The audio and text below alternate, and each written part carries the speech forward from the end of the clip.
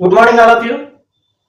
మనం ఈ వీడియోలో ఏం తెలుసుకుంటున్నాం అంటే అసలు ఎవరైనా కానీ స్టూడెంట్స్ ఏదైనా ఒక సబ్జెక్టు ట్రైనింగ్ అయ్యే ముందు అసలు మనం ఏం చేయాలి అనేవి ఈ విషయాలు తెలుసుకున్నాం. అంటే మనం ఇందులో ఏ రిపేర్లు ఎర్రర్ కోడ్లు ఇవి కాదు.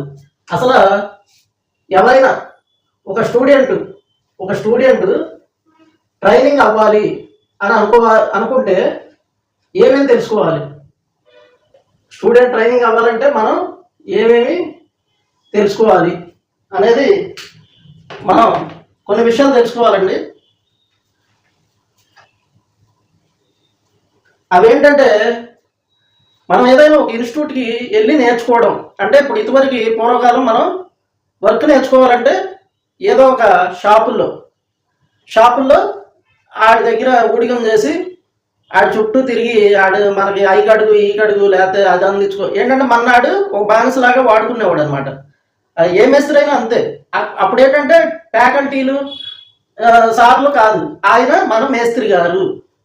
ఈ మేస్త్రి గారు ఏం చేసేవాళ్ళు అంటే తక్కువ డబ్బులతో ఆడికి డబ్బులు ఇవ్వకుండా కొన్నాళ్ళు, లేకపోతే కొంచెం డబ్బులు ఇచ్చి కొన్నాళ్ళు ఈ మేస్త్రి అన్న ఆయన ఈ కుర్రోళ్ళని వర్కులు చిన్న కడుగుళ్ళు, ఇప్పుడు బైక్ మెకానిక్లు అవ్వాలంటే చూడండి, మొత్తం ఆ క్లచ్ ప్లేట్లు గీకమని లేకపోతే సర్వీసింగ్ చేయమని ఆ ముందు కడగడాలు తొడవడాలు నేర్పిస్తారండి దేంట్లో అయినా సరే. ఇలా కాకుండా తర్వాత కాలంలో ఈ ఇన్స్టిట్యూషన్స్ వచ్చి కొద్దిగా నాలెడ్జ్ ఉన్న వాళ్ళు, చదువుకున్న వాళ్ళకి ఇవి నేర్పడం. అంటే ఏం చేస్తున్నారు అంటే యాక్చువల్గా స్టూడెంట్స్కి ఏం కావాలి అని ఒక ఆలోచన చేస్తున్నారు. స్టూడెంట్కి ఏం కావాలంటే డబ్బులు కడతాడు ఫస్ట్. ఈ ఇన్స్టిట్యూషన్కి ఏం కావాలి? డబ్బులు కావాలి. ఈ ఇన్స్టిట్యూట్లకి డబ్బులు కావాలి. ఎందుకు అంటే ఆ ఇన్స్టిట్యూట్ రెంట్లో, తర్వాత ఆ ఫ్యాకల్టీలు ఇచ్చే శాలరీస్, మెయింటెనెన్స్, ఇవన్నిటి కోసం డబ్బులు కావాలి. తర్వాత స్టూడెంట్కి ఏంటి? స్టూడెంట్ వర్క్ నేర్చుకుందామని ఎన్నో ఆశలతో వెళ్తాడు. ఆశలతో వెళ్ళినోడికి నీకెందుకు దా మొత్తం నేర్పించేస్తామని చెప్తారు. అక్కడికి వెళ్ళిన తర్వాత తీరా ఒక సర్టిఫికేట్ ఏముందండి? సర్టిఫికేట్లు 500 ఉండి మీకు బోర్డు సర్టిఫికేట్లు తెచ్చుకోవచ్చు. 500-1000 రూపాయలు పెడితే సర్టిఫికేట్లు తెచ్చుకోవచ్చు. దానివల్ల మీ దగ్గర వర్త్ లేనప్పుడు మీకు 1,00,000 సర్టిఫికేట్లు ఉన్నా యూజ్ఫుల్ అవ్వవు. సర్టిఫికేట్ దేనికి? మనం వర్క్ చేయడానికి మనలో దమ్ము ఉండాలి, అంటే మనలో టాలెంట్ ఉండాలి. అంటే నీలో వర్త్ లేదనుకోండి, నీకు ఎన్ని సర్టిఫికేట్లు ఉన్నా అవి శుద్ధ దండగా అనమాట. నువ్వు ఎన్ని కంపెనీలు తిరిగినా లేకపోతే ఎన్ని చాట్లు తిరిగి నీకు వర్క్ రానప్పుడు నీకు ఎన్ని సర్టిఫికేట్లు ఉండి ఏం ప్రయోజనం? ఈ గేలం మొదలు పెట్టారండి. అంటే సర్టిఫికేట్ ఇవ్వడం, తర్వాత మీకు మెటీరియల్ ఇవ్వడం, తర్వాత మీకు ఒక 300 పేజీలతో 500 పేజీలతో ఒక బుక్ ఇవ్వడం. ఇవి స్టార్ట్ చేశారు. వీటి వల్ల ఎలాంటి ఉపయోగం ఉండదు, ఇది నిజం. తర్వాత షార్ట్ టర్మ్ పద్ధతులు, అంటే ఒక సబ్జెక్ట్ని 4-5 రోజుల్లో నేర్పించేయడం, లేకపోతే ఒకసారి ఒక 5-6 సబ్జెక్టులు నేర్పించేయడం, ఇవన్నీ కూడా స్టూడెంట్కి ఏ రకంగానూ ఉపయోగపడవు. ఆ ఇన్స్టిట్యూషన్స్కి మాత్రమే ఉపయోగపడతాయి. మీరు ఫస్ట్ స్టూడెంట్ అనేవాళ్ళు నేర్చుకోవాల్సింది ఏంటంటే ఏదైనా ఒకటి గుర్తుపెట్టుకోండి, 10 మంది నడిచే దారిలో మనం నడిస్తే ఆ దారి చక్కగా ఉంటుంది. అడ్డదారిలో నడిస్తే ఆ దారి సరిగ్గా ఉండదు. ఇది నిజం, అందరికీ తెలిసిందే కదండి. మనం ఎప్పుడైనా సరే ఒక ఇన్స్టిట్యూషన్కి వెళ్తున్నామంటే ఆ ఇన్స్టిట్యూట్ గురించి పూర్తిగా తెలుసుకోవాలి. ఫస్ట్ ఆ ఇన్స్టిట్యూట్, మనం ఒక ఇన్స్టిట్యూట్కి వెళ్తున్నామంటే ఆ ఇన్స్టిట్యూట్ గురించి పూర్తిగా తెలుసుకోవాలన్నమాట. అది ఆ ఇన్స్టిట్యూట్ గురించి పూర్తిగా తెలుసుకోవాలి. అది తెలుసుకోకపోతే ఆ ఇన్స్టిట్యూట్ గురించి పూర్తిగా ఎలా తెలుసుకోవాలి అంటే ఆ ఇన్స్టిట్యూట్ ఏదో అందంగా ఉంటుందా, ఏసీ ఉందా, అవ్వందా కాదండి. ఆ ఇన్స్టిట్యూట్ గురించి తెలుసుకోవడం అంటే ఆ ఇన్స్టిట్యూట్లో ఎలా నేర్పుతారు? మొట్టమొదటి ప్రశ్న, ఆ ఇన్స్టిట్యూట్లో ఎలా నేర్పుతారు? ప్రాక్టికల్స్ అనేది మనకి ప్రధానం. ప్రాక్టికల్స్ ఖచ్చితంగా ఉండాలి. అవి లేదంటే మనకి ఏమీ రాదు. ఆ ప్రాక్టికల్స్ ఏంటి, ఊరికే చూపించి నేర్పుతారా, లేకపోతే మన చేతికి ఇచ్చి నేర్పుతున్నారా, లేకపోతే చక్కగా మనతోనే చేయిస్తూ, అంటే ఏదో ఒకరికే ఇచ్చి నేర్పుతున్నారా, ఉన్న వాళ్ళందరికీ ఇచ్చి నేర్పుతున్నారా? ఇవన్నీ ప్రధానంగా మనం తెలుసుకోవాలి. ఇవన్నీ ఎక్కడ తెలుసుకుంటామండి? ఇవన్నీ ఎవరు చెప్తారు మనకంటే మనలాగా నేర్చుకున్న స్టూడెంట్స్ మాత్రమే మనకి చెప్పగలరు. మనలాగా నేర్చుకున్న స్టూడెంట్స్ మాత్రమే చెప్పగలరు. మనం ఏ ఇన్స్టిట్యూట్ అయినా సరే మన ముందు ట్రైన్ అయ్యే ముందు కొన్ని, అంటే కొంతమంది డబ్బులు ముందు కట్టమని అలా రకరకాలుగా ఉంటాయి. వీటిలో చాలామంది చాలా రకాలుగా చీట్ చేస్తున్నారు. అంటే చీటింగ్ అంటే ఏంటి, మనకు సరిగ్గా ప్రాక్టికల్స్ నేర్పకపోవడమే చీటింగ్ అనమాట. ఎందుకంటే మనకు వర్క్ రాదు.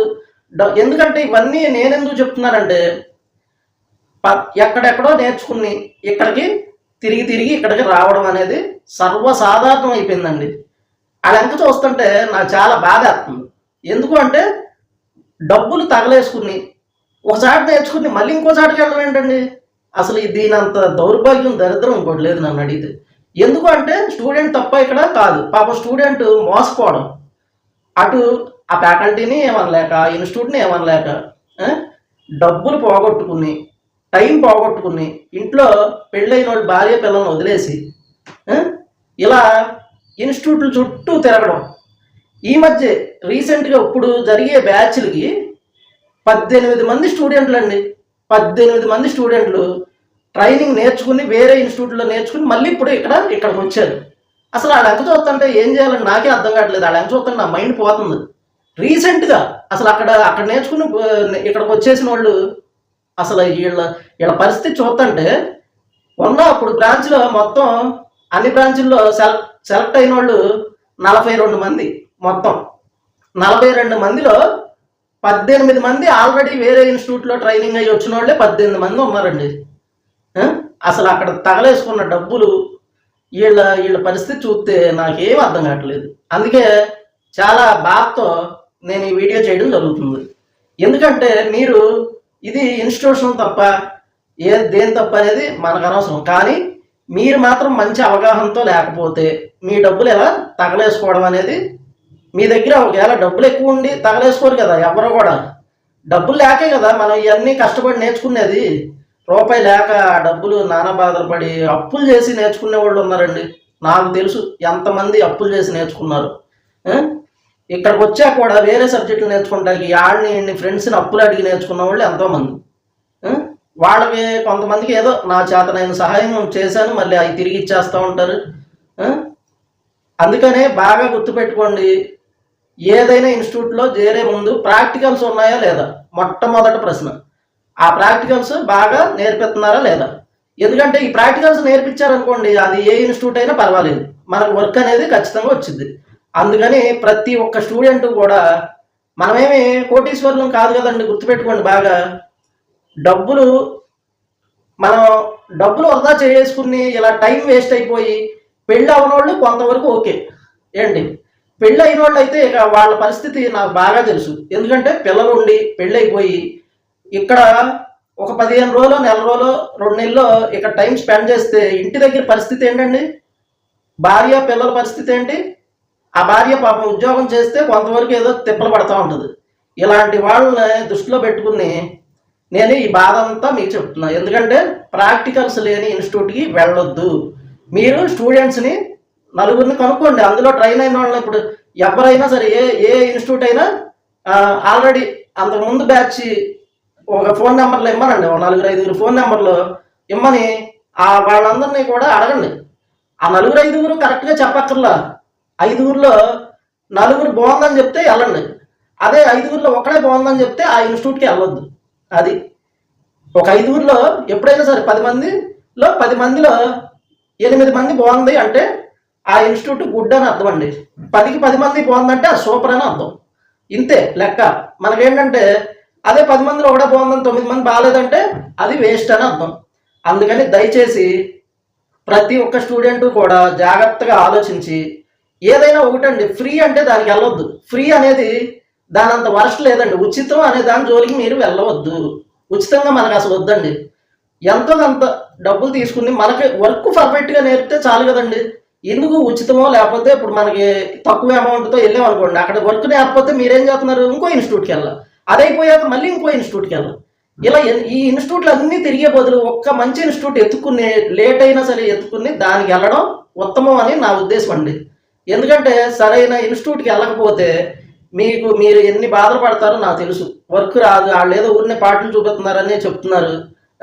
అసలు కొన్ని చోట్ల నేను కొన్ని చెప్పకూడదు, ఎందుకంటే మా స్టూడెంట్స్ కూడా కొద్దిగా ఏదో ఇన్స్టిట్యూట్లు పెట్టిన వాళ్ళు కూడా కొద్దిగా నేర్పలేదని ఇక్కడికి వస్తున్నారు. అదంతా ఎందుకంటే నా స్టూడెంట్ గురించి నేను ఇదిగా చెప్పుకోలేను. ఆయన కూడా చెప్పాను, జాగ్రత్తలు తీసుకుని కొద్దిగా ప్రాక్టికల్స్ నేర్పుతానని చెప్పారు. కాబట్టి అందుకేనండి మీకు ఏదైనా వీటి గురించి సజెషన్స్, ఏమైనా సందేహాలు కావాలి అంటే నా నెంబర్ ఎప్పుడు స్క్రీన్ మీద ఉంటుంది ప్రతి దాని మీద. ఆ నెంబర్కి నేను క్లాస్లో ఉంటా కాబట్టి మీరు వాట్సాప్ పెట్టండి, సజెషన్ అడగండి.